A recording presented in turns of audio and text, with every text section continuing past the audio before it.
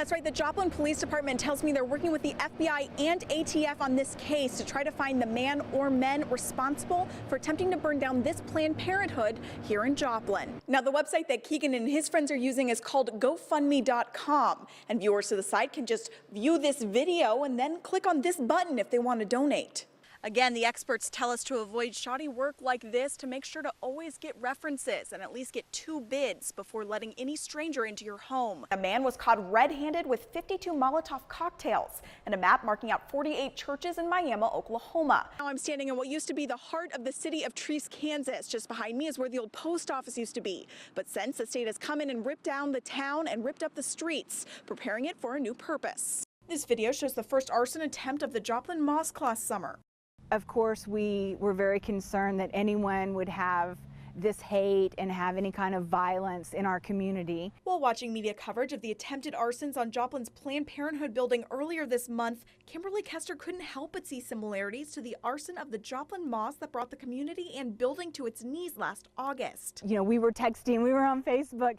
Wow, that looks just like the method that was used on the videos from the person who tried to burn the mosque. In both cases, a lone man ran up to the building and threw a backpack full of accelerant onto the roof of the buildings. Authorities matched a print from the scene of the Planned Parenthood arson to one Jedediah Stout of Joplin. Stout later confessed to burning down the Joplin Mosque as well. Hopefully that is closure. Sometimes it does take time to solve these cases. Now, Kester tells me that the Islamic Society of Joplin hasn't just been waiting for punishment for the person who burned down their mosque over a year ago, but that it does make them feel a lot more secure knowing someone finally confessed. Islam teaches us that we have to forgive and that God is the person or the being that's in charge of meting out any kind of judgment. The Islamic Society of Joplin says the confession won't bring back its mosque, but that a confession helps close a chapter. And right now it remains focused on moving on and rebuilding their mosque off of 32nd Street in Joplin. I've seen tornadoes before, but I've never been past one. When Larry Davis stepped out of his safe room, he was confronted with turned over semis and his son's diesel business in shambles. He says the damage was pretty shocking. Disbelief, I guess, is about all you could say.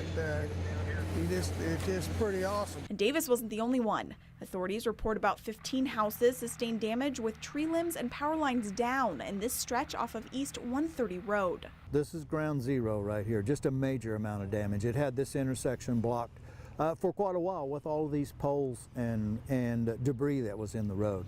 And though emergency services says the tornado was only on the ground for mere seconds, it was just enough time to leave behind this kind of damage. We had very little warning and the way it worked out, no harm was done to people, but a lot of property damage here. Morgan reports that thankfully no one was injured and that first responders like Wyandotte Fire Department were on hand 20 minutes after the storm to help pick up the pieces.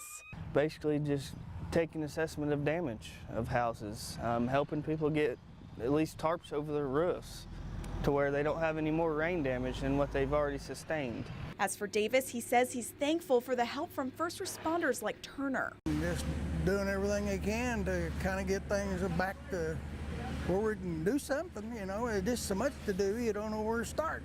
Davis says that the shop is insured and that they will begin the process of rebuilding.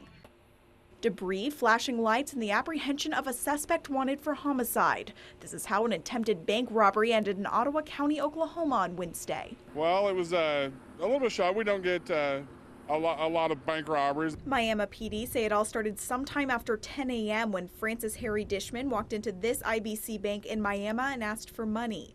Police say Dishman likely got scared and left the scene, driving north on Highway 69 with no money in hand. There was no weapon brandished at all. He handed the teller a note. It was here on Highway 69 between Baxter Springs and Quapaw where authorities say Dishman ran a semi-truck and a second vehicle off of the highway while trying to escape at speeds of 100 miles per hour. The driver of the semi-truck was killed. Well, our first response is, and since this actually someone lost their life in this, we're going, we're going to try to set up a perimeter and get the suspect apprehended. According to Oklahoma Highway Patrol, the suspect ran from his vehicle just behind me, only about 100 yards down this ditch. He was able to cover himself in brush and hide from police for 2 hours. There was overbrush and he was covered up in that. we had to call for the assistance of the Oklahoma Highway Patrol airplane, and they were able to spot him from the air. Hidden but not for long, police found an arrested dishman around 12:20 p.m., about 2 hours after the whole ordeal began. In Ottawa County, Oklahoma, Liz Holliday, KOAM News. Hello and welcome. This is Fox 14 News at 9. I'm Liz Holliday. Topping the broadcast tonight, the trial has been delayed for a Southwest Missouri man charged for defrauding victims of the Joplin tornado. That bear knew what he was doing and went straight for the turkey pot. Yeah, I would do the same thing. Hey, but for now, at least it doesn't look like we're going to have a major problem. I've never had a white Christmas before. Oh, yeah? Yeah, it could be nice. It could. Missouri Highway Patrol confirms the body found outside Golden City, Missouri is in fact missing 12-year-old girl Adriana Horton. This is KOAM News at noon. I'm Liz Holliday. Habitat for Humanity is beginning a new service to homeowners in need of improving the outside of their homes. Where people are in custody after a drug raid in Cherokee County, Kansas. The Jasper County Sheriff's Department is on the lookout for a Webb City man. Quick but thorough, as always, Nick Kelly, thank you very much. No problem. Neighbors say this is not the first time the bird has escaped. That's about all the time we have here tonight. Thanks for joining us on Fox 14 and have a great Saturday night.